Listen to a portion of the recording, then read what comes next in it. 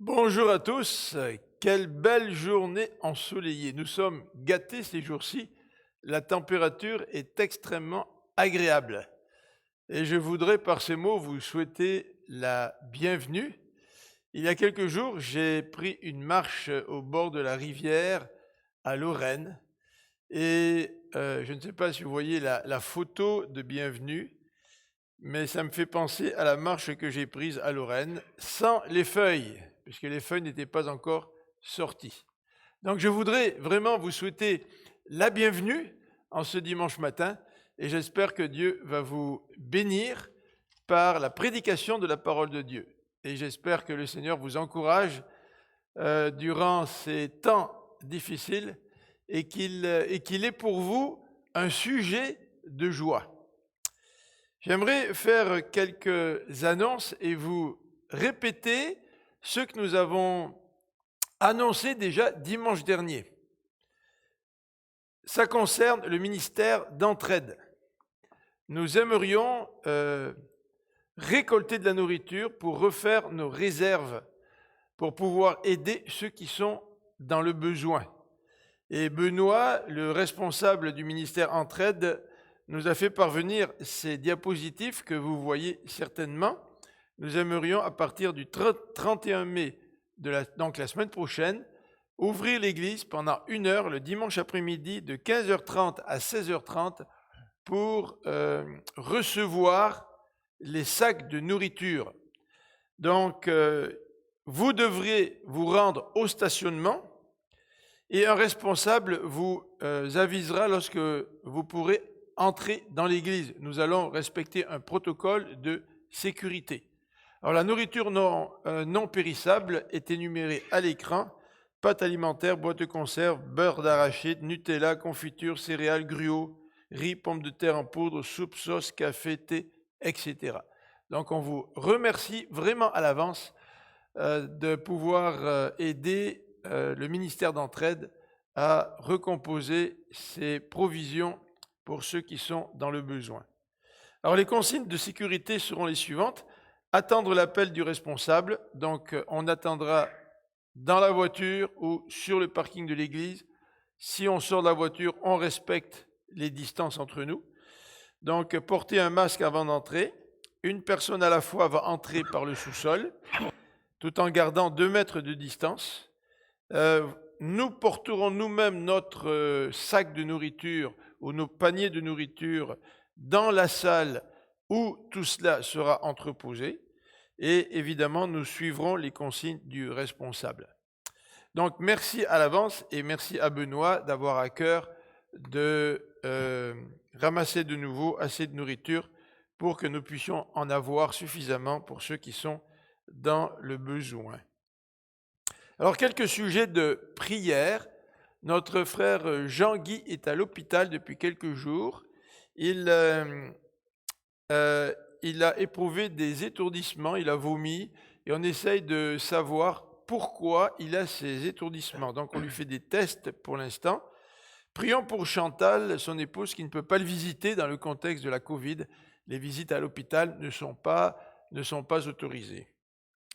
Donc hier, nous avons eu notre rencontre par Zoom des hommes et nous avons été très heureux de voir plusieurs hommes assister à la rencontre, en particulier Philippe.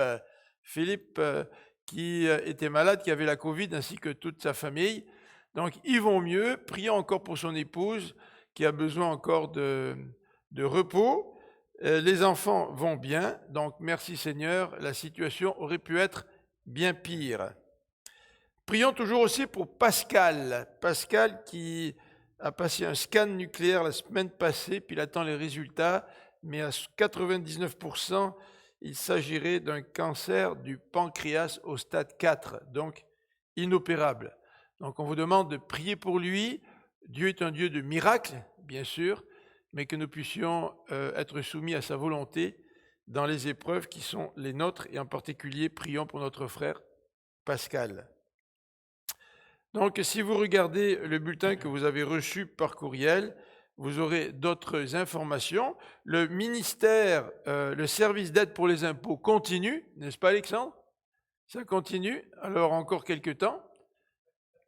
Encore une semaine au moins, oui. Donc, je vous rappelle que vous pouvez déposer votre dossier dans la boîte aux lettres intérieure de l'Église et votre dossier sera traité par les bénévoles. Je vous rappelle aussi que nous aurons mercredi notre étude biblique et de prière, comme tous les mercredis. Les codes sont dans le bulletin et nous aurons aussi une soirée exclusivement réservée à la prière. C'est le dernier vendredi du mois. Il s'agit du vendredi 29 mai. Un détail extrêmement important concernant la rencontre fraternelle que nous avons depuis quelques semaines, le dimanche après-midi de 1h30, 13h30 à 14h30. Après consultation avec ceux qui y ont assisté la semaine passée, et après avoir aussi consulté les gens qui ont assisté à notre rencontre d'études bibliques mercredi, nous avons pensé que ce serait mieux d'effectuer un changement, c'est-à-dire de ne plus avoir notre rencontre de communion fraternelle à 13h30 le dimanche après-midi, mais plutôt à 19h30 le dimanche soir, c'est-à-dire à 7h30 jusqu'à 8h30 le dimanche soir. Cela va nous permettre de profiter du beau temps. Donc, passez le mot entre vous. Ceux qui n'ont pas Internet, vous pourrez peut-être leur téléphoner, mais changement, dès cet après-midi, dès aujourd'hui, nous n'aurons pas à 13h30 notre rencontre de communion fraternelle. Nous allons la voir ce soir à 19h30. Alors voilà, j'aimerais débuter par un mot de prière. Sem Pierre a commencé il y a maintenant 4 dimanches une série sur la vie d'Élie. Et aujourd'hui, nous allons voir la 4e prédication, nous allons entendre la 4e prédication et nous allons retrouver Élie dans un moment particulièrement difficile de sa vie. Donc, prions ensemble. Seigneur notre Dieu, nous voulons te remercier pour tes bontés. Tu fais briller le soleil sur les bons comme sur les méchants. Et nous apprécions particulièrement le beau temps alors que nous pouvons sortir. Nous pouvons même avoir des petits rassemblements en groupe de moins de 10 personnes, tout en respectant la distanciation et les consignes que le gouvernement nous a communiquées. Donc Seigneur, nous voulons te remercier pour ce beau temps. Nous voulons nous remettre entre tes mains. Nous avons besoin de toi. La situation que nous vivons est peut-être plus difficile pour certains que d'autres. Peut-être que les défis sont différents d'une personne à l'autre. Peut-être que pour l'un, il s'agit d'un défi financier. Pour l'autre, il s'agit d'un défi relié davantage à la solitude.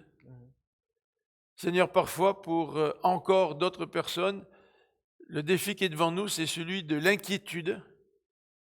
Mais Seigneur, nous savons que tu es le Dieu qui n'est surpris par aucun de nos défis. Et tu veux nous aider à les relever. Et Seigneur, c'est pour ça que nous voulons prier les uns pour les autres. Et en particulier pour ceux qui ont des problèmes de santé. Nous voulons prier pour notre frère Jean-Guy, que les médecins puissent découvrir la raison de ces étourdissements. Nous prions pour Chantal, Seigneur, qui est toute seule à la maison et qui ne peut voir son mari. Que tu mettes ta main sur elle et que tu lui donnes confiance. Confiance pour que dans cette situation, Seigneur, tu puisses intervenir. Seigneur, nous voulons aussi te prier pour Pascal. Nous attendons les résultats du scan. Et Seigneur, nous voulons remettre toute sa famille entre tes mains. Ses 2 filles, son épouse, ses parents, sa famille un peu plus élargie. Seigneur, nous savons que tu es un Dieu de miracles. Et quel que soit le miracle que tu vas faire, nous savons que tu en fais. Que ce soit la guérison ou que ce soit l'accompagnement miraculeux de ton esprit dans les situations difficiles qui sont les nôtres. Ça aussi, Seigneur, c'est un miracle de grâce. Et nous te prions pour Pascal. Nous te remercions pour Philippe et Karen. Nous te prions pour Karen pour qu'elle puisse vraiment, définitivement, passer par-dessus ce moment de maladie. Merci parce que la situation aurait pu être pire. Et Seigneur, nous te prions encore pour tous les membres de notre Église, nos frères et sœurs qui travaillent dans la santé, qui travaillent dans un contexte difficile. Seigneur, protège-les. Protège-les, nous t'en prions. Nous voulons te remercier encore une fois, Seigneur, pour la générosité de tous ceux et celles qui soutiennent cette Église, qui soutiennent ton Église à Laval. Merci pour leur soutien, merci pour leur générosité. Seigneur, nous reconnaissons que même en ces temps de pandémie, tout ce que nous avons vient de toi. Et nous voulons le recevoir dans un esprit de reconnaissance. Merci Seigneur. Nous voulons compter tes bienfaits, même dans ces moments de pandémie. Le Seigneur, tu restes le même. Tu restes bon. Ta bonté se manifeste dans un monde pécheur. Ta bonté se manifeste dans un monde marqué par la souffrance et le péché et la rébellion. Et Seigneur, nous voulons te louer pour cela. Et nous te disons, Seigneur, oui, nous t'aimons parce que toi, tu nous as aimés le premier. Amen.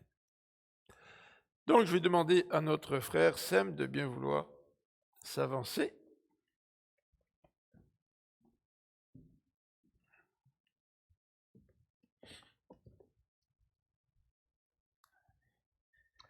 Alors, bonjour à vous tous. Alors, avant qu'on regarde ensemble la parole de Dieu, j'aimerais vous partager quelque chose qui m'est arrivé il y a quelques années de cela pendant mes études universitaires. J'étais avec un collègue de classe et puis on a commencé à parler de la Bible. Et il m'a expliqué la raison pour laquelle il ne lisait pas la Bible, parce qu'il se sentait vraiment intimidé par ces personnages dans la Bible qui sont des personnes parfaites et que c'était vraiment pas lui. Et j'ai dû lui corriger pour lui dire au contraire, que la Bible est remplie de personnes avec des imperfections, mais la différence c'est que on a un Dieu qui est parfait et qui nous accompagne à travers nos imperfections, à travers nos difficultés. Et ce matin, eh bien, un de ces personnages, eh bien, c'est Élie. Alors, on poursuit cette série, le croyant dans des temps difficiles, et on arrive à la fin d'une péricope, vraiment, une section qui a commencé vraiment au chapitre 17, et cette section narrative se termine au chapitre 19. Et juste avant, je vais prier, et puis on regardera en détail le chapitre 19. Père éternel, on veut te remercier. Parce qu'encore une fois de plus, tu nous donnes l'opportunité de pouvoir t'entendre. La révélation ultime qui est ta parole et ton Fils Jésus que tu as envoyé, eh bien, on veut être reconnaissant de cela. Elle dispose nos cœurs, permet qu'on soit soumis à cette parole et pardonne nos péchés, parce que c'est souvent nos péchés qui nous empêchent de pouvoir t'entendre et surtout mettre en application ta parole. Donc, dispose nos cœurs et glorifie-toi dans le nom de ton Fils Jésus. Amen. Alors, ce matin, j'aimerais regarder avec vous deux sections de chapitre 19, mais avant, ce serait important de faire un recul sur ce qu'on a vu les semaines précédentes. Alors, on a au chapitre 17, au chapitre 18, le portrait qu'on nous présente sur Élie. Alors, si vous êtes familier avec la Bible depuis un certain nombre d'années, vous savez que Élie, c'est un incontournable. C'est un pilier vraiment dans la Bible. C'est un personnage dont Dieu a utilisé dans ma vie pour ma conversion quand j'avais 8 ans. Et qu'est-ce qui m'intriguait de Élie? Ce n'était pas ses miracles, c'était la relation qu'il avait avec Dieu. Et je voulais avoir cette relation-là. Je voulais connaître Dieu personnellement comme Élie. Et dans le chapitre 17 et 18, on voit cette relation-là avec Dieu. Vous savez, dans notre jargon évangélique, souvent on dit que j'ai une relation personnelle avec Dieu. Mais c'est un peu abstrait. À quoi ça ressemble une relation personnelle avec Dieu? Eh bien, avec Élie, on a un indice. C'est un homme obéissant à la parole de Dieu. Comme Jacques, chapitre 1, versets 21 et 22 nous dit, de pas juste se borner à entendre la parole de Dieu, mais la mettre en pratique. La Bible, ce n'est pas fait juste pour avoir des informations. Les informations doivent nous transformer. Et des fois, j'ai l'impression qu'on peut lire beaucoup la Bible, mais c'est comme quelqu'un qui remplit son auto d'essence, mais qui ne fait jamais marcher ou rouler son véhicule. Mais Élie, lui, met en pratique la parole de Dieu. Il est obéissant et on le voit dans le contexte, par exemple, au chapitre 17, versets 2 à 7, lorsque Dieu lui demande d'aller à Kérit, où est-ce qu'il doit attendre et où est-ce qu'il doit faire confiance à Dieu pour que Dieu puisse pourvoir à ses besoins. On le voit encore obéir lorsque Dieu lui demande au chapitre 17, versets 8 à 24, de se rendre à Sarepta, là où Jézabel est née, là où se trouve le culte de Baal. Et on voit Élie qui obéit. On le voit encore obéir au chapitre 18, lorsque Dieu lui demande de retourner dans le royaume du Nord, confronter Akab. On le voit au mont Carmel avec le défi qu'il lance au peuple et aux faux prophètes. Mais sa relation se définit aussi parce que c'est un homme de prière et de foi. Vous savez, la parole de Dieu, elle nous parle, c'est la révélation de Dieu à nous. Mais nous avons le privilège de parler à Dieu. Et dans nos prières, eh bien, on demande des requêtes. Et Élie, c'était quelqu'un qui priait à Dieu parce qu'il connaissait qui était Dieu et il mettait sa confiance dans la personne de Dieu. Et on le voit du fait qu'il prie pour l'arrêt et la continuation de la pluie, comme Jacques nous dit dans Jacques 5, versets 16 et 17.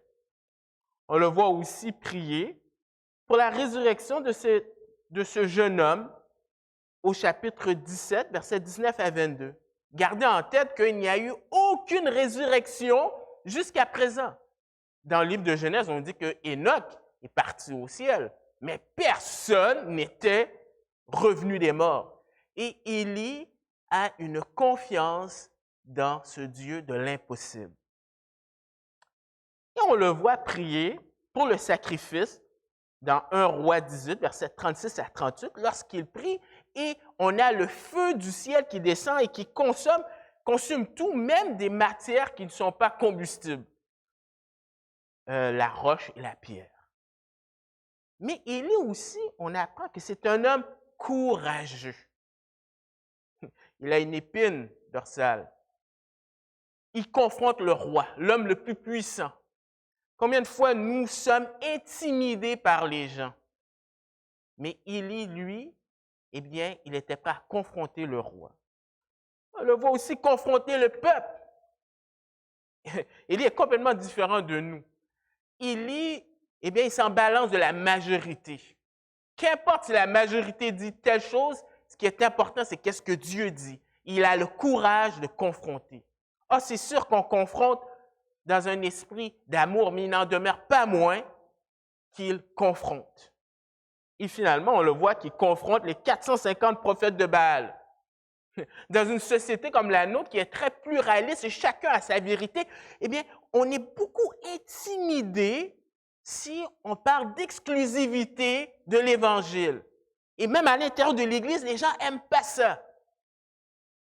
Mais il n'en demeure pas moins que, comme Paul a dit dans Galates, que s'il écoutait les hommes, il ne serait pas serviteur de Dieu. Et Élie dit la vérité, il confronte les prophètes de Baal. Donc, on a ce portrait de Élie. Et qu'est-ce qui nous étonne? C'est qu'au chapitre 19, versets 1 à 8, on a un croyant découragé. Alors, je lis pour vous le verset 1 à 8 du chapitre 19. Je lis dans la version Louis II. Akab rapporta à Jézabel tout ce qu'avait fait Élie et comment il avait tué par l'épée tous les prophètes. Jézabel envoya un messager à Élie pour lui dire « Que les dieux me traitent dans toute leur vigueur si demain, à 7 heures, je ne fais de ta vie ce que tu as fait de la vie de chacun d'eux. » Élie, voyant cela, se leva et s'en alla pour sauver sa vie. Il arriva à Beersheba, qui appartient à Juda, et il laissa son serviteur. Pour lui, il alla dans le désert, où après une journée de marche, il s'assit sur un genêt et demanda la mort en disant, « C'est assez! Maintenant, Éternel, prends mon âme, car je ne suis pas meilleur que mes pères. » Il se coucha et s'endormit sur un genêt. Et voici un ange le toucha et lui dit, « Lève-toi, mange. » Il regarda. Il y avait à son chevet un gâteau cuit sur des pierres chauffées et une cruche d'eau. Il mangea et but, puis se recoucha. L'ange de l'Éternel vint une seconde fois, le toucha et dit, « Lève-toi, mange, car le chemin est trop long pour toi. » Il se leva, mangea et but, et avec la force que lui donna cette nourriture, il marcha 40 jours et 40 nuits jusqu'à la montagne de Dieu à Horeb. Élie est découragé.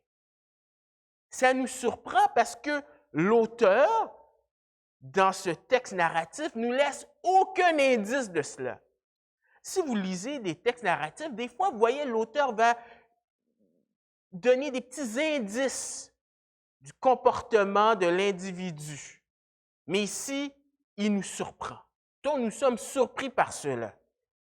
Élie est découragé par les récents événements. On nous dit au verset 1, Jézabel est informée de ce qu'Élie a fait. Alors, je relis. Akab rapporta à Jézabel tout ce qu'avait fait Élie. Qu'est-ce qu'Élie avait fait? Bien, il faut lire le chapitre 18, du verset 20 jusqu'au verset 46. Mais il y a quelque chose qui me chicote dans ce que Akab dit. Parce que l'emphase est sur Élie. Alors qu'au chapitre 18, on va voir la prière de Élie au chapitre 18, versets 36 et 37.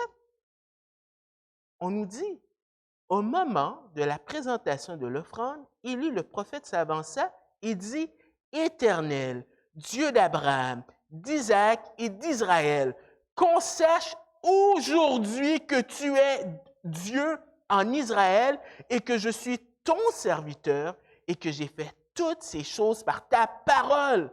Réponds-moi, Éternel, réponds-moi afin que ce peuple reconnaisse que c'est toi, Éternel, qui est Dieu et que c'est toi qui ramène leur cœur. » Ou au verset 39, quand tout le peuple vit cela, ils tombèrent sur leur visage et dirent, « C'est l'Éternel qui est Dieu, c'est l'Éternel qui est Dieu. » Alors, il y a une emphase sur Dieu.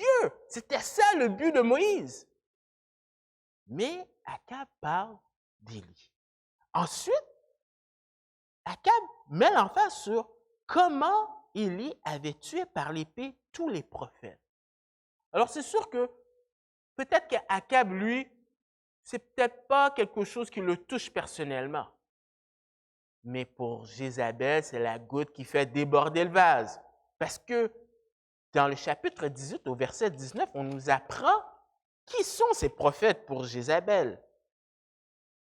Élie dit à Akab, « Fais maintenant rassembler tout Israël auprès de moi, à la montagne du Carmel, et aussi les 450 prophètes de Baal et les 400 prophètes d'Astarté qui mangent à la table de Jézabel. » Ce sont les prophètes de Jézabel, probablement qui sont venus avec elle lorsqu'elle est venue habiter en Israël. Donc, ça la touche personnellement.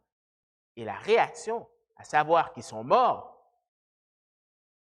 eh bien, elle n'est pas contente. Elle est en colère.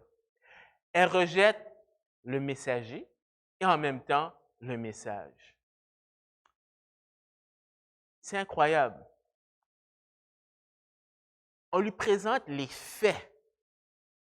Et malgré que les faits sont présentés, qu'il y avait des témoins, elle refuse quand même de croire.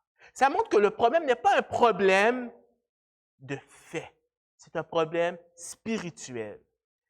Et dans notre évangélisation, c'est normal de pouvoir présenter clairement, et c'est normal de faire de l'apologétique, défendre notre foi avec vraiment des bons arguments. Mais en bout de ligne, même si le fondement de la personne, son système de pensée est écroulé, c'est un problème spirituel parce que la personne s'accroche à cela et la réaction, le mécanisme de l'être humain, c'est de pouvoir le nier et répliquer. À l'occurrence, pour elle, c'est une menace de mort pour Élie. Et on sait que quand Jézabel dit quelque chose, il faut la prendre au sérieux. Parce que dans 1 Roi 18, verset 4, c'est Abdias qui dit à Élie, « Et lorsque Jézabel extermina les prophètes de l'Éternel, Abdias prit 100 prophètes qu'il cacha, 50 par 50, dans une caverne. Il les avait nourris de pain et d'eau. » Là, il faut prendre ça au sérieux. Et pourtant, qu'est-ce qu'on nous dit au verset 2? Jézabel envoya un messager à Élie. Pourquoi envoyer un messager? Pourquoi pas tout simplement envoyer des soldats pour le tuer? Ensuite, elle dit, « Que les dieux me traitent dans toute leur rigueur. » Les dieux de Jézabel. Eh bien, au chapitre 18, au verset 26 à 29, on nous parle de ces dieux-là. Verset 26, on nous dit, alors les prophètes de Baal, ils prirent le taureau qu'on leur donnait et le préparèrent et ils invoquèrent le nom de Baal depuis le matin jusqu'à midi en disant, « Baal, réponds-nous » Mais il n'y eut ni voix, ni réponse. Et ils sautaient devant l'autel qu'ils avaient fait. À midi, Élie se moqua d'eux et dit, « Criez à haute voix puisqu'il est Dieu. » Il pense à quelque chose, ou il est occupé, ou il est en voyage, peut-être qu'il dort, il se réveillera. Et ils crièrent à haute voix, ils se firent selon leur coutume des incisions avec des épées et avec des lances, jusqu'à ce que le sang coulât sur eux. Lorsque le midi fut passé, ils prophétisèrent jusqu'au moment de la présentation de l'offrande. Mais il n'y eut ni voix, ni réponse, ni signe d'attention. Et c'est ce Dieu-là qui est supposé faire quelque chose. On poursuit. Jézabel dit, « Si demain, à cette heure, je ne fais de ta vie ce que tu as fait de la vie de chacun d'eux. » Donc, elle l'avertit. Même, elle lui laisse 24 heures. Tout cela semble nous indiquer que c'est probablement de l'intimidation. Alors, normalement, il lui aurait compris tout cela. Et pourtant, qu'est-ce qui nous étonne? C'est qu'il prend la fuite. Je lis pour vous. Élie, voyant cela, se leva et s'en alla pour sauver sa vie. Il arriva à Beersheba, qui appartient à Juda, et il laissa son serviteur. Pour lui, il alla dans le désert où, après une journée de marche, il s'assit sur un genêt et demanda la mort en disant, « C'est assez. Maintenant, Éternel, prends mon âme, car je ne suis pas meilleur que mes pères. » Il se coucha et s'endormit sur un genêt. Élie s'en va. Et c'est étonnant parce que quand on lit toute cette péricope du chapitre 17 à 19, à chaque fois que Élie s'en va, c'est jamais son initiative, c'est toujours sur l'ordre de Dieu. Par exemple, dans le chapitre 17, verset 2, on nous dit, « Et la parole de l'Éternel fut adressée à Élie en ces mots. Pars d'ici, dirige-toi vers l'Orient et cache-toi près du torrent de Kérit qui est en face du Jourdain. Tu boiras de l'eau du torrent et j'ai ordonné aux corbeaux de te nourrir là. » Au verset 5, il partit de là selon la parole de l'Éternel. Ensuite, au verset 8 du chapitre 17, on nous dit, « Alors la parole de l'Éternel fut adressée en ces mots. Lève-toi, va à Sarepta qui appartient à Sidon et demeure là. Voici, j'ai ordonné à une femme veuve de te nourrir. » Au verset 10, il se leva et alla à Sarepta. Au chapitre 18, verset 1, bien des jours s'écoulèrent et la parole de l'Éternel fut ainsi adressée à Élie dans la 3e année. Va, présente-toi devant Akab et je ferai tomber de la pluie sur la face du sol. Et Élie alla pour se présenter devant Akab. Donc, on voit qu'à chaque fois qu'Élie se déplace, c'est sur un ordre de l'Éternel. Et ici, rien n'est mentionné. Élie s'en va. Il va de Jizreel à Beersheba et même jusqu'au désert.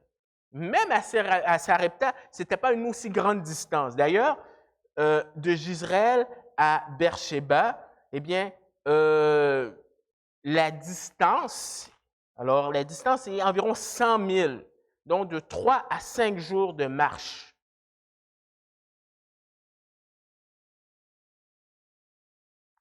Alors, lorsqu'on parle de Beersheba, c'est au sud, c'est à la frontière du sud. Normalement, hein, lorsqu'on veut indiquer l'étendue du pays, on dit du nord jusqu'au sud, de Dan jusqu'à Beersheba. Et là, il se rend jusqu'au sud. Et Beersheba, eh bien, vous voyez des fouilles archéologiques de cette ville. Alors, pourquoi je fais ça? Je fais ça de façon intentionnelle pour vous montrer et vous rappeler que la Bible, ce n'est pas des mythes. C'est un Dieu qui se révèle à travers l'histoire. Et même si l'archéologie n'est pas notre base pour appuyer notre foi, mais elle sert à appuyer quand la Bible en parle. Alors, c'est intentionnel que je fais ça juste pour que vous compreniez que ce n'est pas des fables.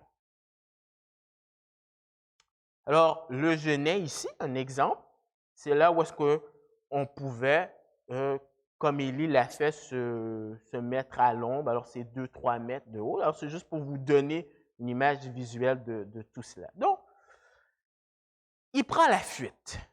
Mais la question, c'est pourquoi? Alors, différentes interprétations sont proposées. Il est fatigué. C'est vrai, ça a été une très longue journée pour lui. Jézabel est vraiment une femme qui peut intimider.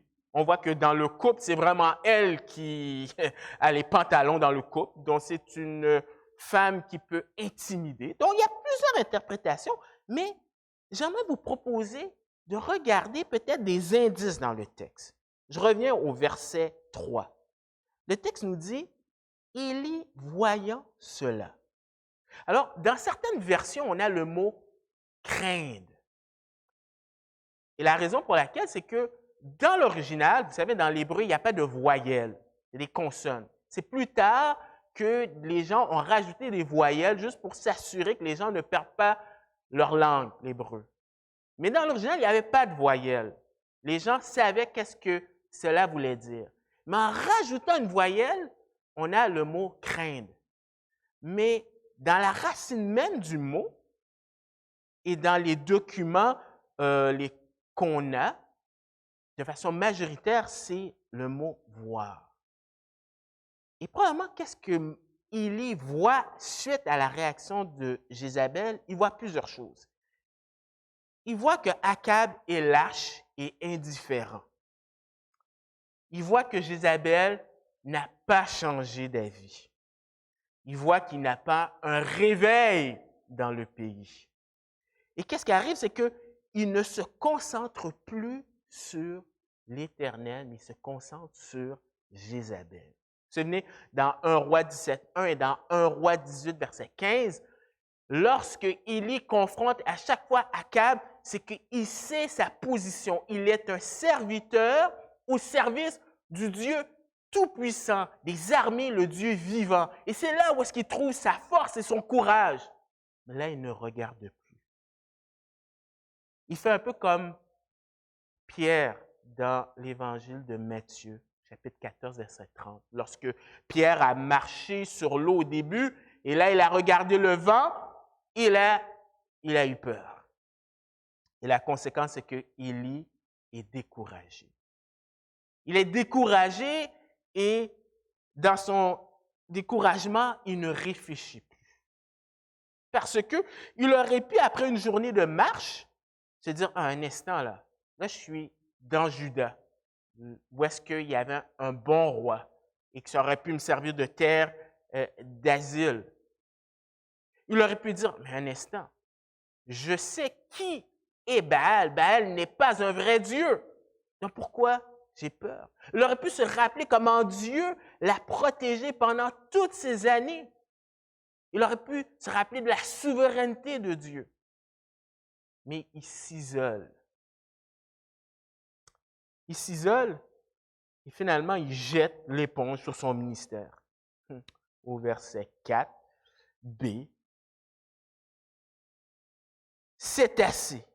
Maintenant, Éternel, prends mon âme, car je ne suis pas meilleur que mes pères. Il se coucha et s'endormit sur un genêt. C'est ironique, il dit, prends ma vie, alors qu'au verset 2, Jézabel voulait le tuer. Alors si Jézabel voulait le tuer, alors pourquoi n'es-tu pas resté là? Mais il mentionne qu'il n'est pas meilleur que ses pères. Peut-être que Élie réalise ou il se dit, mais finalement, je ne suis pas mieux que les autres prophètes. Je n'ai pas réussi à amener ce réveil. Mais qui est Élie pour se comparer aux autres? Son rôle à lui, c'est d'être le serviteur. Et quand tu es un serviteur, tu es fidèle et tu fais ta description de tâche et tu laisses Dieu faire la sienne. C'est ironique parce qu'il y a des personnes dans la Bible qui ont aussi voulu jeter l'éponge au ministère. Il y a Moïse dans le livre de Nombres et il y a Jonas dans le chapitre 4. Et Jonas, avec Jonas, c'est vraiment spécial parce que Jonas est le prophète de l'Ancien Testament à avoir le plus grand succès. Des milliers de personnes se convertissent. C'est un réveil. Mais il veut mourir. Tandis que Élie, lui, veut ce réveil. Il ne l'a pas et il veut mourir. Je pense qu'il y a des indices qui nous montrent peut-être ce qu'Élie pensait. Regardez avec moi le chapitre 18, verset 46. On nous dit, « Et la main de l'Éternel fut sur Élie qui se saignit les reins et courut devant Akab jusqu'à l'entrée de Jezreel. » Il n'est pas allé ailleurs. Il est allé à Jezreel, la deuxième capitale, si vous voulez, de Akab. Il marche devant. Un terme qu'on retrouve dans 2 Samuel 15, verset 1. Dans 2 Samuel 15, verset 1, c'était la révolte d'Absalom. On nous dit, après cela, Absalom se procura un char et des chevaux et 50 hommes qui couraient devant lui. On retrouve la même chose dans 1 Roi, chapitre 1, verset 5, qui parle aussi d'un autre fils de David qui voulait aussi prendre le pouvoir.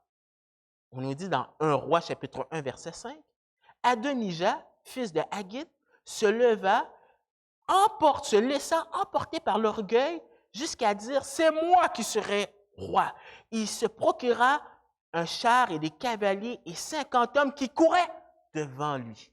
Et finalement, dans 1 Samuel 8, au verset 10 et 11, quand Samuel parle du roi, les droits du roi, on dit « Samuel rapporta toutes les paroles de l'Éternel au peuple qui lui demandait un roi. Il dit, voici quel sera le droit du roi qui régnera sur vous. Il prendra vos fils, il les mettra sur ses chars et parmi ses cavaliers, afin qu'ils courent devant son char. » Alors, probablement, c'est très symbolique le fait qu'il y court devant.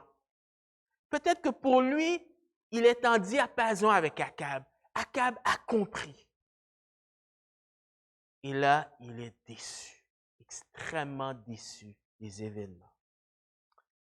Et on aurait pu dire que Dieu lui dirait, voyons, tu as manqué de foi. Mais ce n'est pas ça qu'on voit. On voit un Dieu qui est en train de réconforter Élie. Verset 5b, on lui dit jusqu'au verset 8, « Et voici un ange le toucha et lui dit, « Lève-toi, mange. » Il regardait, il y avait à son chevet un gâteau cuit sur des pierres, chauffé, une cruche d'eau. Il mangea et but, puis se recoucha.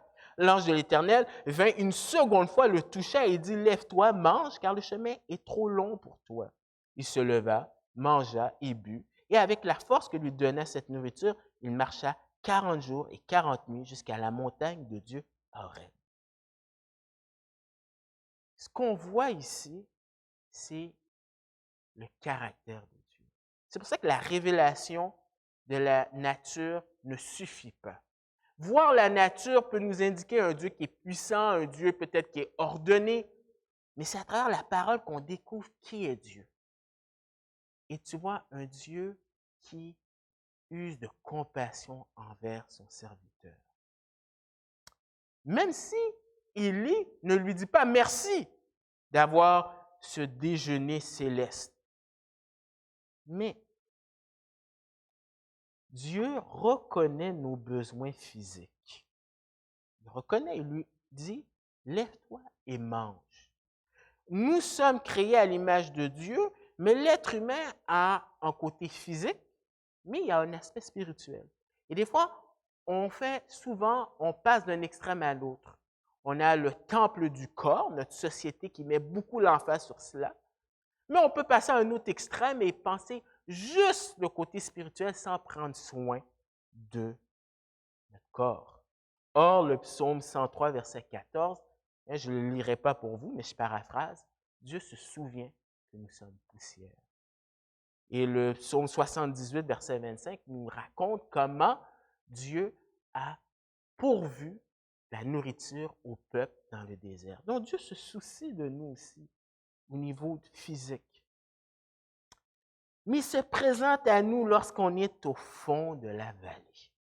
Parce que malgré le premier déjeuner que Élie reçoit, il mange et se couche encore à nouveau. Et là, Dieu intervient et on nous dit l'ange de l'Éternel. Est-ce que c'est une théophanie? Est-ce que c'est une représentation de Dieu? Peut-être.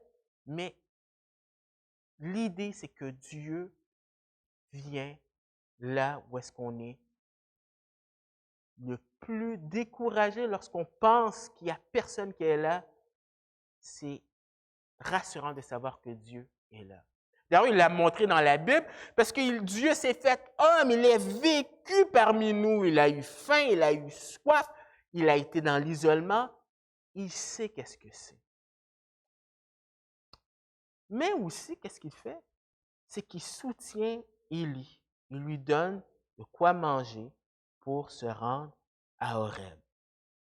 À Horeb, c'est 300 à 400 kilomètres de où est-ce qu'il était. Donc, c'est un long voyage qui aurait dû prendre 15 jours. Alors, je vous montre ici des photos qu'on pense. Alors, Horeb, c'est le Sinaï. Encore d'autres images juste pour que vous puissiez visualiser. Ouais, je reviens avant. Ça aurait pris 15 jours, mais pourtant, ça prend 40 jours. Pourquoi? L'auteur qui écrit le livre des rois écrivait bien sûr aux premiers lecteurs qui étaient des Juifs. Eh bien, il y avait un lien. Ils connaissaient leur Ancien Testament. Et Horeb, c'est là où est-ce que Dieu s'est révélé à Moïse. Il y a cette idée que Moïse est passé 40 jours. Donc, il y a un lien qui se fait entre Élie et Moïse. Et Dieu a pourvu au peuple aussi.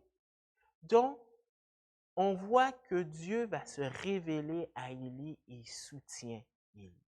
Même si, probablement, c'est l'initiative de Élie, mais Dieu est là pour l'appuyer. Et alors, on peut être surpris de voir un croyant découragé comme Élie, mais qu'est-ce qui pourrait être tout aussi surprenant? C'est un Dieu qui conseille et encourage. Versets 9 à 21. On a souvent une fausse idée de Dieu.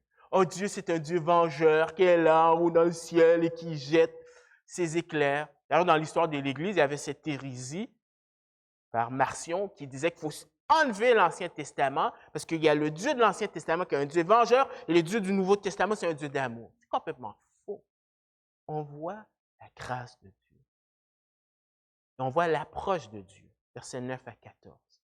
On est témoin d'une séance de consultation, ou en anglais on dit du counseling biblique, de la part de Dieu. Donc, c'est intéressant de regarder cela parce que tôt ou tard, on va être on va vivre une phase de découragement. Ou peut-être qu'il y a des gens alentour de nous qui vont vivre du désespoir ou être découragés. Et c'est important de voir comment Dieu s'y prend. Alors, il y en a peut-être des leçons à apprendre là-dessus. Alors, je lis pour vous versets 9 à 14. Et là, il entra dans la caverne et il y passa la nuit. Et voici, la parole de l'Éternel lui fait adresser en ces mots. « Que fais-tu ici, Élie? » Il répondit, « J'ai déployé mon zèle pour l'Éternel, le Dieu des armées, car les enfants d'Israël ont abandonné ton alliance, ils ont renversé les autels, ils ont tué par l'épée tes prophètes, et je suis resté moi seul, et ils cherchent à m'ôter la vie. » L'Éternel dit, « Sors et tiens-toi dans la montagne devant l'Éternel. » Et voici, l'Éternel passa. Et devant l'Éternel, il y eut un vent fort et violent qui déchirait les montagnes et brisait les rochers. L'Éternel n'était pas dans le vent. Après le vent, ce fut un tremblement de terre. L'Éternel n'était pas dans le tremblement de terre. Et après le tremblement de terre, un feu. L'Éternel n'était pas dans le feu. Et après après le feu, un murmure doux et léger.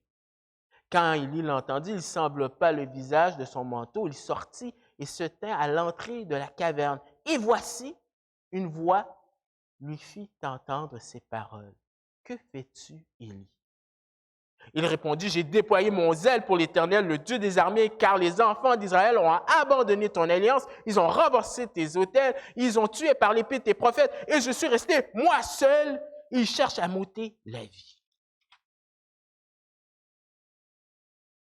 L'approche de Dieu. Il commence en questionnant Élie. C'est un pattern qu'on retrouve souvent, par exemple dans Genèse, lorsque Adam a péché, il dit « Où es-tu? » L'attitude de Jonas, il lui pose une question. Et Caïn aussi, c'est intéressant parce que dans Genèse 4, Caïn n'a pas encore péché, mais il a le visage abattu, c'est-à-dire découragé et irrité. Parce que quand on est découragé, souvent, qu'est-ce qui vient? C'est la colère. Pourquoi, Dieu, tu permets ces choses-là? Et Dieu lui pose une question. Alors, au verset 13, on lit.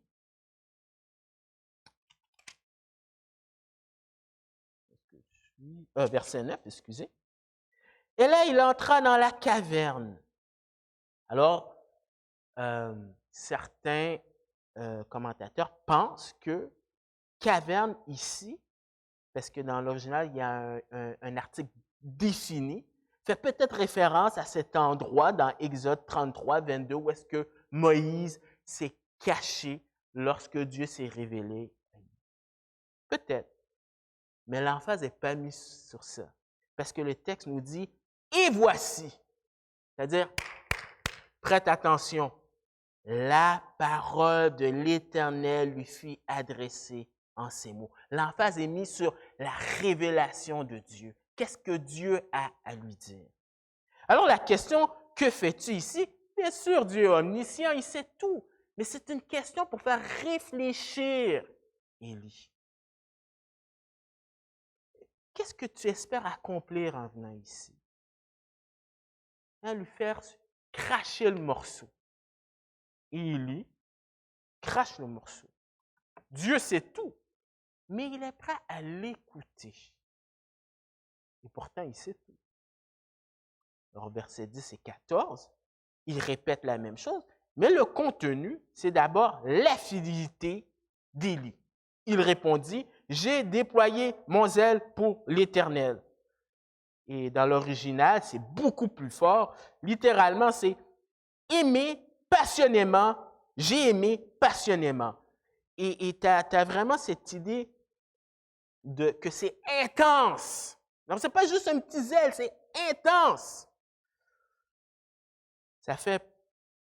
En tout cas, ça me fait penser à Phinéas dans Nombre 25, qui était reconnu pour son zèle d'avoir tué quelqu'un qui désobéissait à la parole de Dieu et Dieu, à cause du zèle de Phinéas, a arrêté l'hémorragie dans le peuple avec cette plaie.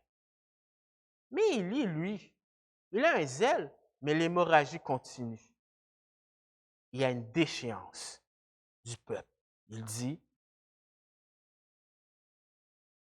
car les enfants d'Israël ont abandonné ton alliance, ils ont renversé l'autel et ils ont tué par l'épée les prophètes. C'est un peu comme s'il dit, Dieu, qu'est-ce que tu fais? Je déploie mon zèle et ça ne marche pas. Est-ce que tu as abandonné ton peuple? Après tout, ils sont au Sinaï, qui est très symbolique parce que c'est l'endroit où est-ce que Dieu vraiment a constitué de façon officielle une nation. Alors, c'est ton peuple, qu'est-ce que tu fais? Et Paul aborde cela dans Romains 11, versets 2 et 3.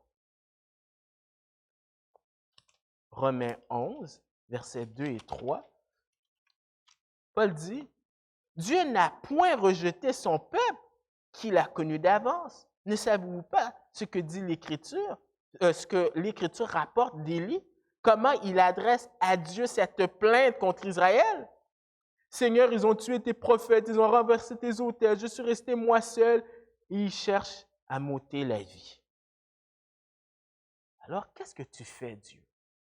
Et Dieu l'entend aussi se plaindre sur son isolement. Je suis resté moi seul. Vraiment, Élie? Alors que dans le chapitre 18, on apprend que Abdias avait caché 100 prophètes. Et peut-être qu'Élie pourrait dire, oui, c'est vrai, mais je suis le seul à avoir confronté les 400 prophètes. Les autres sont cachés dans une caverne. Ah, c'est ironique. Où est-ce que tu te trouves maintenant? Dans une caverne aussi. Et il cherche à m'ôter la vie. Je pensais que c'était Jézabel. Donc, dans son découragement, il exagère la réalité. Et quand on est découragé, on voit les choses tellement plus grandes que qu'est-ce que c'est. On n'a pas une juste perception de la réalité.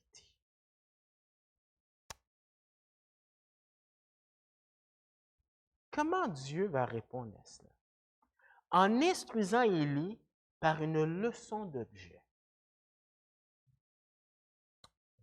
On l'a lu, il y a des phénomènes qui passent. Mais j'aimerais porter votre attention sur le verset 12 qui dit « Et après le tremblement de terre et un feu, l'Éternel n'était pas dans le feu, et après le feu, un murmure doux et léger. » Un murmure doux et léger. Il y a différentes interprétations sur ce verset. Pourquoi je dis que c'est important de regarder ça? C'est parce que certaines personnes prennent ce verset-là pour dire « Dieu n'a pas besoin de me parler de façon audible. Tout ce que j'ai besoin de faire, c'est d'être dans ma chambre et j'ai une impression et que Dieu va me parler. » Ça, c'est du mysticisme. Dieu, quand il se révèle, il y a un contenu, il est clair. Darby, une voix douce et subtile. Second, un murmure doux et léger. Colombe, un son doux et subtil.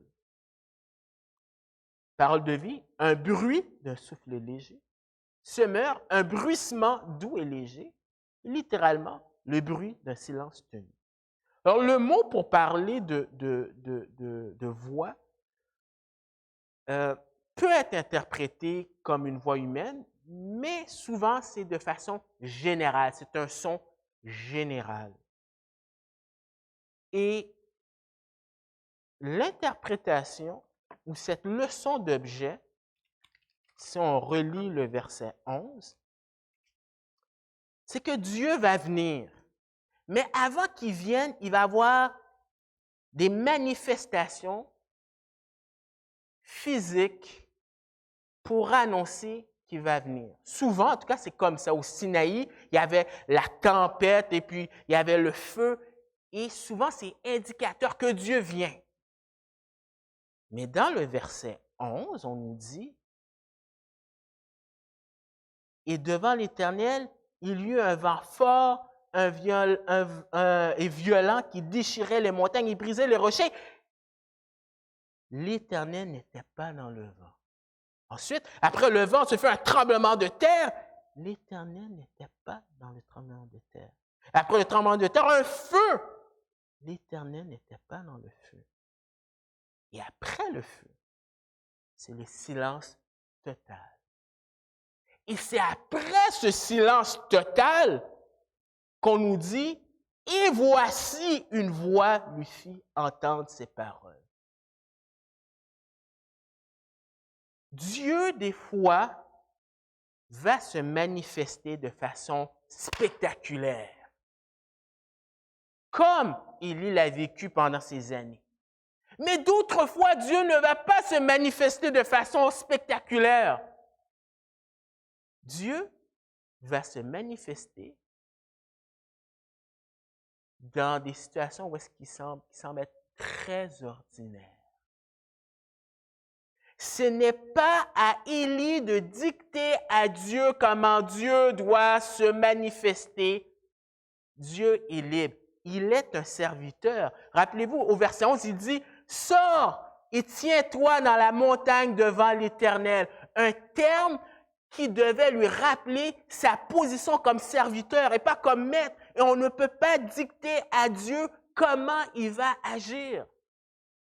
Personne ne s'attendait à ce que, certainement pas Élie, que Dieu se manifeste après le silence.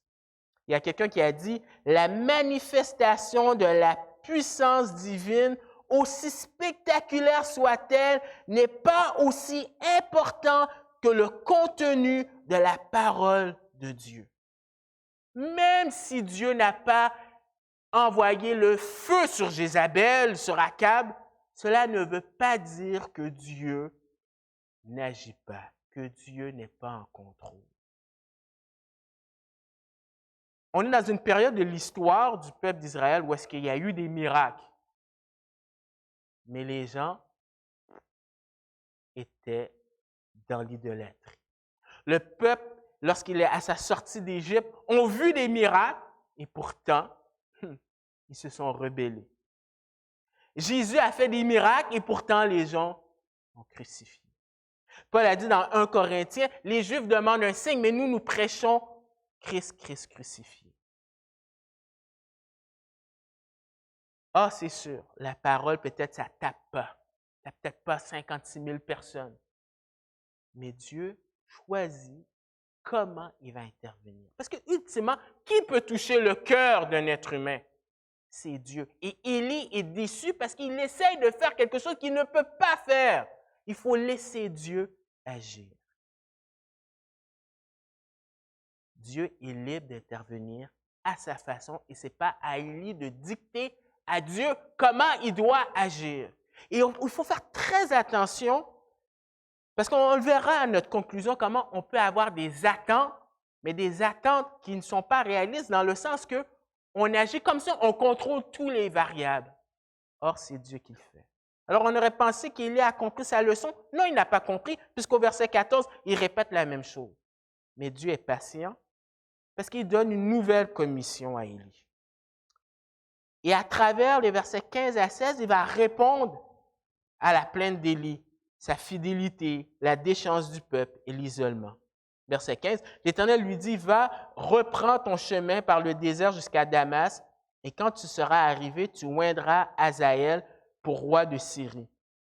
Tu oindras aussi Jéhu, fils de Nimshi, pour roi d'Israël, et tu oindras Élisée, fils de Shaphat, d'Abel-Méhola, pour prophète à ta place. » Alors, 3 choses qu'il fait. Consacrer par onction Hazaël comme roi de Syrie. On voit ça plus son accomplissement dans 2 Rois 7, verset 14. 2 Rois 8, 7 à 14. C'est-à-dire que Dieu montre à Élie qu'il est encore en contrôle. Il va utiliser une nation étrangère pour punir Israël, comme il va le faire avec la Syrie, comme il va le faire à travers les Babyloniens. Donc Dieu est en contrôle et Dieu va juger le peuple. Il va consacrer par onction Jéhu comme roi d'Israël, au verset 16. Son accomplissement, c'est dans 2 Rois 9, verset 1 à 3. Il est en train de lui dire, je n'ai pas oublié qu'est-ce qui se passe avec Akab et Jézabel. Je vais intervenir et je vais exterminer cette lignée. Et consacrer par onction Élisée comme son successeur. Verset 16b. Et il lui dit, il y aura encore, tu n'es pas indispensable en passant, mais j'ai tout prévu. Il y aura encore un prophète qui va dénoncer et qui va être la voix de Dieu envers la nation. Mais en même temps, c'est une grâce d'avoir un prophète, parce qu'il y a toujours la grâce avant le jugement. Et Élisée va faire le double des miracles de Élie. Mais ça ne va pas empêcher que le peuple va partir en déportation en 722 par les Assyriens. Mais un encouragement pour Élie, de versets 17 à 21. Et il arriva que celui qui échappera à l'épée de Hazaël, Jéhu le fera mourir. Et celui qui échappera à l'épée de Jéhu, Élisée le fera mourir. Mais je laisserai en Israël 7000 hommes, tous ceux qui n'ont point fléchi les genoux devant Baal et dont la bouche ne l'a point baisé. Il y partit là, il trouva Élisée, fils de Shaphat, qui labourait. Il y avait devant lui 12 paires de bœufs et il était avec la 12e. Élie s'approcha de lui et le jeta sur lui son manteau. Élisée, quittant ses bœufs, courut après Élie et dit, « Laisse-moi embrasser mon père et ma mère et je te suivrai. » Élie lui répondit, « Va et reviens, car pense à ce que je t'ai fait. » Après s'être éloigné d'Élie, il revint prendre une paire de bœufs qu'il offrit en sacrifice avec l'attelage des bœufs. Il fit cuire leur chair et la donna à manger au peuple, puis il se leva, suivant Élie, et fut à son service. Alors, 3 choses qu'il fait. Personne n'échappera au jugement de Dieu. Dieu fait de la parfaite discrimination. Quand c'était le déluge, il y avait 8 personnes sur toute la terre qui sont rentrés. Et ce n'est pas comme si Dieu s'est trompé. Quand Dieu intervient, il intervient, ne t'en fais pas. Tôt ou tard, Dieu va intervenir. Il n'est pas le seul croyant, parce qu'il se plaignait. Et souvent, on peut avoir le syndrome d'Élie. « Oh, je suis le seul. Oh, on est la seule église qui prêche correctement la parole. Oh, je suis le seul à évangéliser. » Dieu lui rappelle une leçon d'humilité. Il n'est pas le seul croyant. Il y a cette notion de reste qu'on retrouve dans l'Écriture, même dans des temps d'apostasie. Il y a un reste. Et Dieu lui a donné un ami, un allié dans le ministère. Mon père était pasteur pendant une trentaine d'années, à peu près dans la même église. Et par les circonstances, il était souvent seul. Et Dieu lui a donné la grâce. Et je remercie le Seigneur que je suis pasteur dans une église, mais que j'ai 3 autres anciens qui sont là et ça fait une différence qu'on peut s'encourager et s'épauler. Surtout quand ça va mal, c'est encourageant d'avoir d'autres personnes avec toi. Donc, en conclusion, très vite, rappelez-vous, la parole de Dieu est le seul miracle dont on a besoin. On n'est pas dans la période d'Élie. On n'est pas dans la période de Moïse. On n'est pas dans la période de Jésus et des apôtres. Mais il n'en demeure pas moins que la parole de Dieu est toute suffisante pour nous aider, qu'importe l'adversité, qu'importe les temps de difficulté, Dieu nous a donné ce qu'on a besoin. Et ça, c'est un miracle. Rappelez-vous, le super chrétien est un mythe, puisque Jacques nous rappelle qu'Élie est un homme comme nous. Et dans notre milieu évangélique, c'est tellement facile d'avoir nos superstars, nos prédicateurs préférés, et on se fait des statues, et quand ils tombent, eh bien, on est en état de choc. Calvin a eu ses moments de découragement. Spurgeon. Regardez toujours à Dieu et non aux circonstances. Et je pense que notre problème, c'est qu'on fait comme Élie. On regarde Jézabel et on ne prend pas le temps de méditer sur qui est Dieu. Et si on faisait cet exercice, ça changerait beaucoup dans notre vie. Très vite. Peut-être vous pourrez prendre sur Internet, l'écrire, parce que c'est important de méditer sur cela. Dieu est souverain, Dieu est droit, Dieu est juste, Dieu est amour, Dieu est éternel, Dieu est omniprésent, Dieu est omniscient, Dieu est omnipotent, Dieu est vérité, Dieu est immuable. Et quand tu médites sur qui est Dieu, les circonstances, tu vas voir qu'ils sont en train de se rétrécir parce qu'on a un grand Dieu. Dans les temps difficiles, soyez fidèles dans votre ministère et laissez le résultat à Dieu. Souvent, le découragement, c'est parce qu'on décide de faire des choses qui ne nous appartiennent pas. Oh, je veux que mes enfants deviennent chrétiens. Je vais tout faire. Et là, on est découragé. Oui, mais ton rôle à toi, c'est d'être un bon parent, d'être un témoin fidèle et laisse Dieu faire ça. Oh, j'aurais voulu avoir telle promotion ou telle chose. Laisse Dieu le faire. Sois fidèle dans ton travail. On pourrait mettre plein d'exemples. Oh, je veux que cette église-là soit remplie de 56 000 personnes. Et on est déçu parce qu'on n'est pas 56 000. Sois fidèle. Prêche la parole dans les bons moments et dans les moments difficiles. Laisse Dieu. Dans n'importe quoi, sois fidèle dans qu'est-ce que Dieu te demande. Parce que je vous garantis, le découragement commence quand on a des attentes que normalement, on ne devrait pas avoir dans le sens qu'on ne peut pas contrôler tous les variables. Très important. Soyez fidèles dans votre ministère et laissez le résultat à Dieu. Aidez les autres qui vivent des difficultés. Parce que quand on vit des temps difficiles, c'est tellement facile de se replier sur soi. Jésus, sur la croix, a pensé à Marie pour que Jean s'occupe.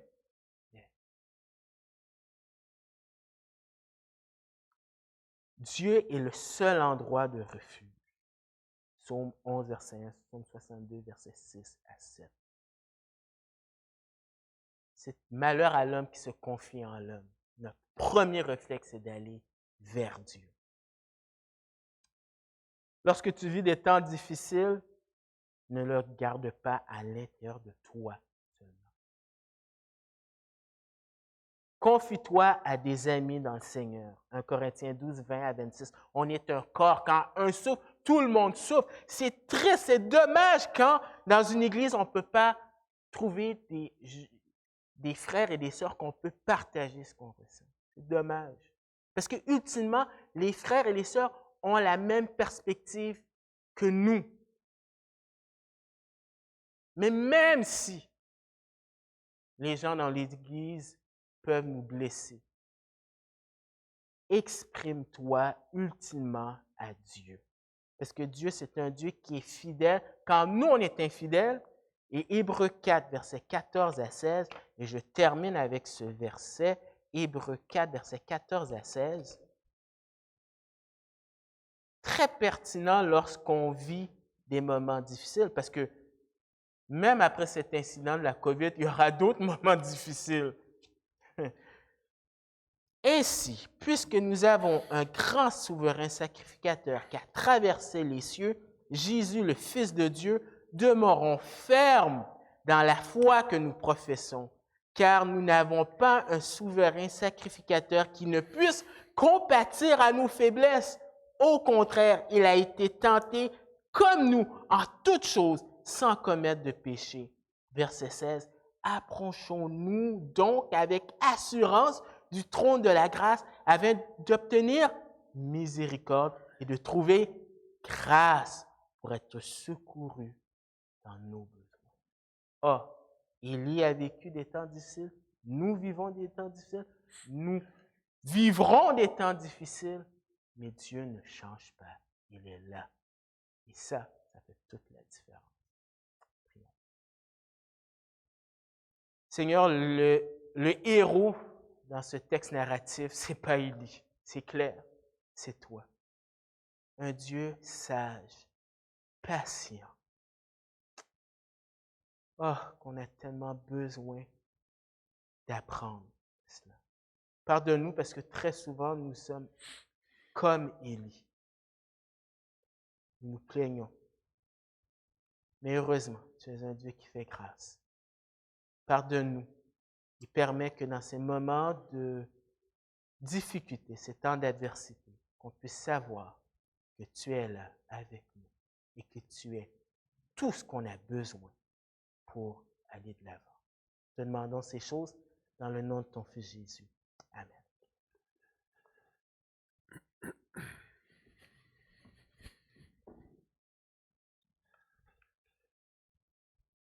Merci beaucoup, Sem. Ce qui me touche particulièrement dans la prédication de notre frère, c'est qu'Élie aurait aimé avoir du succès suite à l'épisode sur le mont Carmel. Il aurait aimé que le peuple revienne à l'Éternel. Et ce n'a pas été le cas. Et par contre, Sem nous a parlé de Jonas, à qui Dieu demande de prêcher la repentance à Ninive et qui voit un succès dans son ministère. Et Jonas n'est pas contente du succès que le Seigneur lui accorde. Combien de fois j'ai entendu des collègues ou des chrétiens dire qu'ils désirent obtenir du succès dans le ministère et qu'ils ne veulent pas servir dans des positions qui ne leur permettraient pas de connaître ce succès. Eh bien, deux personnages, Élie d'une part, Jonas d'autre part, qui nous montrent combien nous vivons dans une situation qui tombe à côté de celle qui devrait être la nôtre. Au lieu d'aimer Dieu, de le servir là où il nous a placés, nous voulons du succès quand Dieu ne veut pas nous en donner. Et quand nous avons du succès, nous ne sommes pas contents du succès que Dieu nous donne parce que nous voudrions définir nous-mêmes quel est ce succès. Eh bien, que Dieu nous permette d'être fidèles dans la tâche qu'il nous demande d'accomplir et qu'il nous permette de trouver de la joie dans notre service, quel qu'il soit. Avant de terminer, j'aimerais vous rappeler l'annonce que nous avons faite sur le service d'entraide. Normalement, nous allons commencer à ramasser la nourriture dimanche prochain à partir de 15h30. Et je voudrais aussi vous rappeler ce soir notre rencontre de communion fraternelle qui aura lieu à 7h30 au lieu de 1h30. Donc 7h30, 19h30 au lieu d'1h30. Prions ensemble. Seigneur notre Dieu, nous voulons te remercier parce que tu nous appelles à être tes serviteurs. Et ce n'est pas le serviteur qui décide, c'est le maître. Permets-nous d'accepter la tâche que tu nous confies.